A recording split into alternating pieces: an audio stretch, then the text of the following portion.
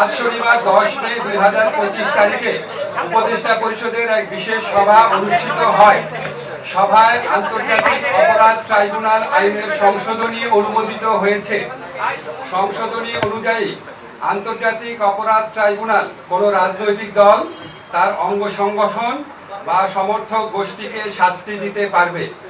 উপদেষ্টা পরিষদের বৈঠকে আন্তর্জাতিক অপরাধ ট্রাইব্যুনালে বাংলাদেশের আওয়ামী লীগ ও তার নেতাদের বিচার কার্য সম্পন্ন না হওয়া পর্যন্ত দেশের নিরাপত্তা ও সার্বভৌমত্ব রক্ষা, জুলাই আন্দোলনের নেতাকর্মীদের নিরাপত্তা এবং আন্তর্জাতিক অপরাধ ট্রাইব্যুনালের বাদী ও সাক্ষীদের সুরক্ষার জন্য সন্ত্রাস বিরোধী আইনের অধীনে সাইবার স্পেস সহ আওয়ামী লীগের যাবতীয় কার্যক্রম নিষিদ্ধ করার সিদ্ধান্ত গ্রহণ করা হয়েছে।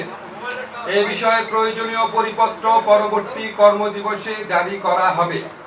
এর পাশাপাশি আজকের উপদেষ্টা পরিষদের বৈঠকে জুলাই ঘোষণাপত্র আগামী 30 কার্যদিবসের মধ্যে চূড়ান্ত করে প্রকাশ করার সিদ্ধান্ত গৃহীত হয়েছে।